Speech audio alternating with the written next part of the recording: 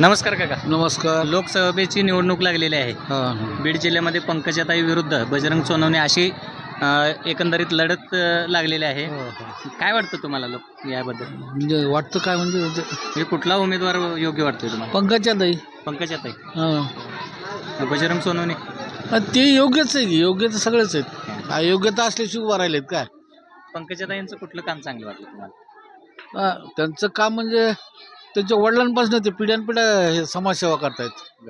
हां, घरात समाजसेवा करते. मग ऊस दर काय मिळाला तुमच्या? ऊस दर कारखाना जवळच आहे ना? हो हो आहे ना. काय ऊस दर दिला? 2850 दिला त्याने. 2850. काका तुम्हाला काय वाटतं? आम्हाला ही बोलते ते आम्हाला काय तेवढं ज्ञान नाही. पंकजाताई का नाही. बजरंग सोनवणे? पण काय त्याची पिढ्यानपिढी करा नाही की हो.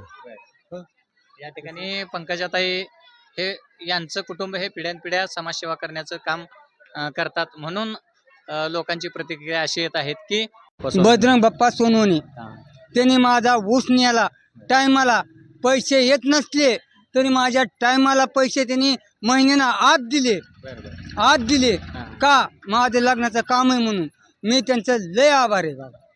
एकंदरीत गोरगरिबांच्या लग्न कार्यासाठी बजरंग बाप्पा सोनवणे हे धावून आलेत. हो धावून म्हणजेच आले. यांचं 30 लाख ताई का बजरंग बाप्पा? आता ते पंकजाताईचं आव्हान म्हणजे काय आमच्या इकडे नाही. आमच्या इकडे काय सुधारणा नाही भाजपपासून. सध्या आता मराठा आरक्षणच्या विषयी बाप्पाचा हवा इकडेच जास्त आहे. समाज जास्त आहे आमचा मराठा. भलं बाप्पा नोंद घेऊन ऊस नका का नेणार, पण हे आता आरक्षणासाठी मतदान करायची वेळ आली. ऊसाच बद्दल जरा तुम्हाला देडशिवरी कारखान्याचे 3 किलोमीटर ऊस आहे माझा पात्रा शिवारात. 1 नोव्हेंबरची नोंद असून माझा ऊस न्यालाच ना शेवटी. कर्मचारी साहेब माझं नोंद बघा, माझी नोंद बघा. त्याने 2 दिवस म्हणण्यात मी 2 दिवसात तोडेली म्हणून बी ऊसाला पाणी कमी केलं. ऊसा संदर्भात शेतकऱ्यांना तरी थोडा आपण त्रास झाला. नाराज आहे मी. माझा ऊस तोडी येईल म्हणून मी पाणी बंद केलं. शेवटी ऊस वाळला परत त्यांनी न्यायला नाही. ह्या वर्षी नोव्हेंबरची नोंद आहे. सभासद आहे मी. कुठल्या कारखान्याला? नॅचरलला दिलं मी, रान्नी शुगर. काका काय तुमचं मत काय?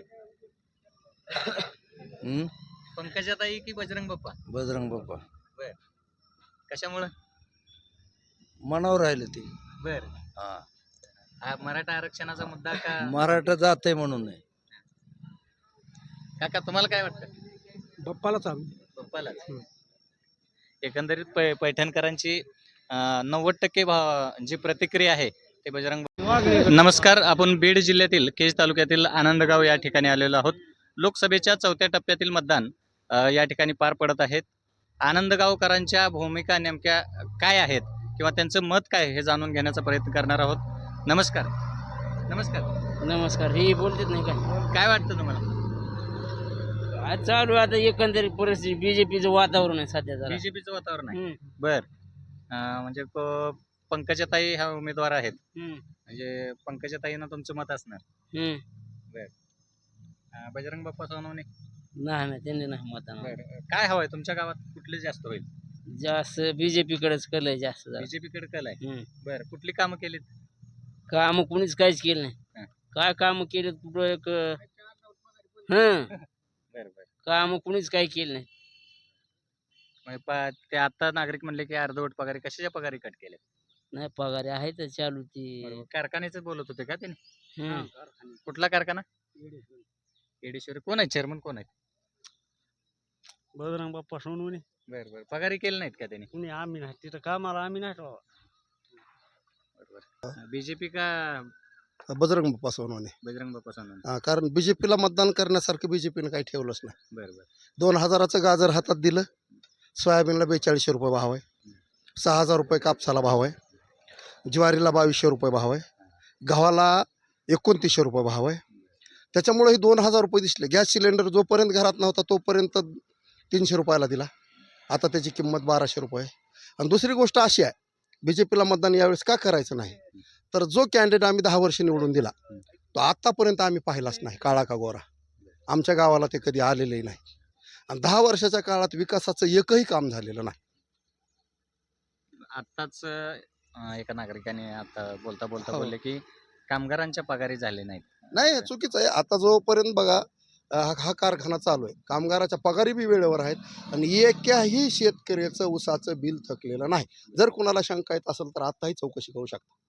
आता आम्ही अंबाजोगाईला ऊस घातला, ह्यांनी 2200 दिलं, त्यांना 1800 दिलं. खरेदी संघ त्यांच्या ताब्यात आहे. हो. मात्र शेतकऱ्यांचा जो हरभरा खरेदी केला हो हो हो त्यामध्ये 10 हो. किलोचा कडता मारला हो घेतला होता असा- घेतला असा होता आरोप हो. केलाय नाही नाही त्यांच्यावर. आरोप नाही, ती सत्य घटना होती. कारण चुकीचं बोलायचं नाही, ते होतं, त्यांनी केलता, त्याच्याबद्दल नाही. पण त्याच्यानंतर बाकी त्यांची दुसरी चूक नाही कुठली.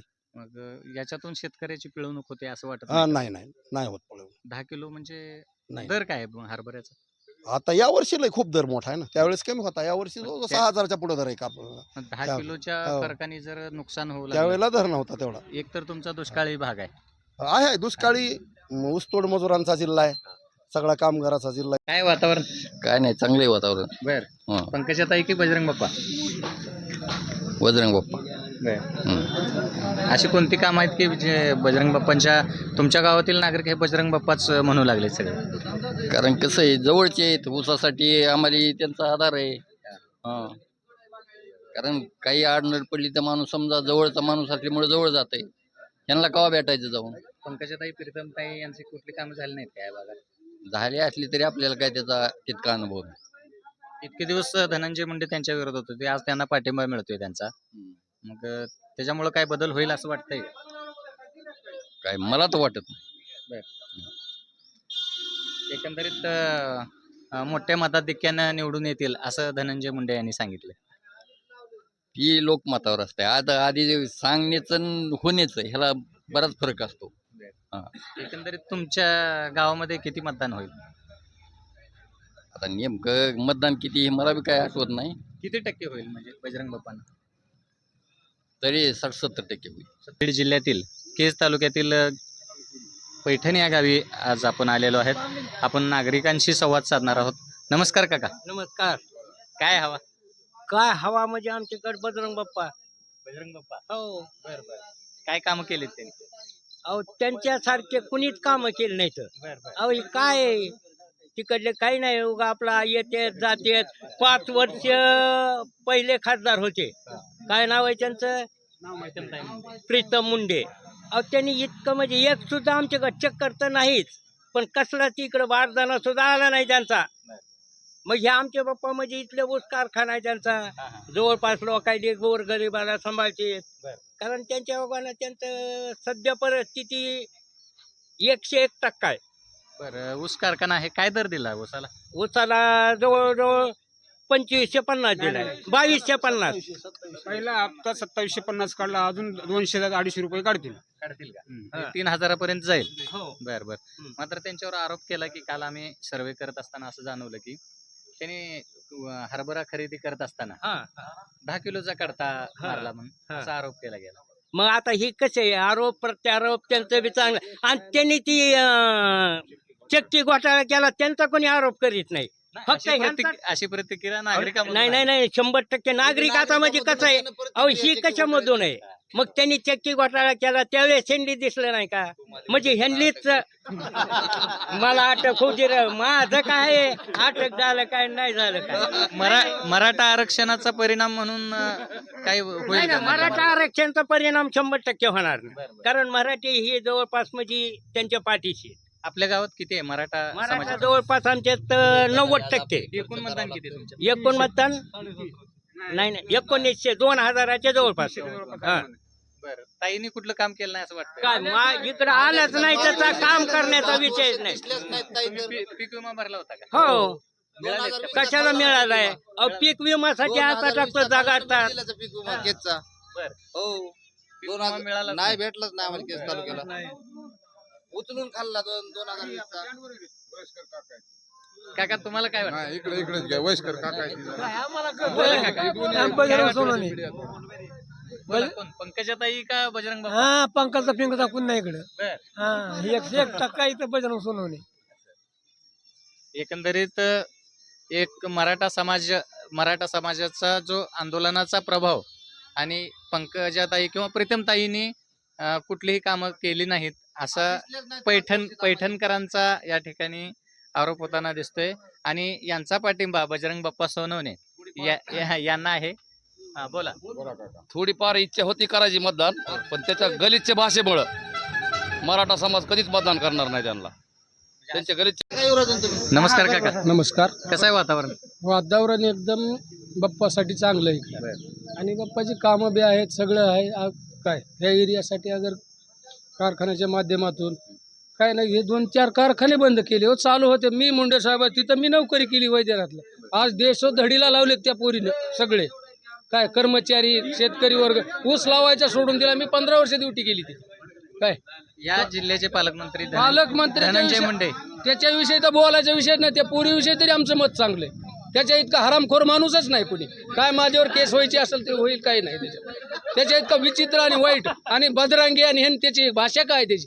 तुला अनेक धनुभाऊच म्हणाले. तू अनेक पॅटर्नमध्ये एखादी सभा घेऊन दाखव म्हणा इकडल्या हिसोबाडगाव सर्कल इकडं कुठं बी. असं आमचं मत आहे. त्या तो तिथं काय भुकायला लागला तिथं तुझ्या परळीमध्ये. 1,13,000 मराठा आहे परळीमध्ये. तुला असं बोट बी कापलं तरी इकडे तिकडे होणार नाही. परळी मतदारसंघातूनच मायनस आहेत यावेळेस ते.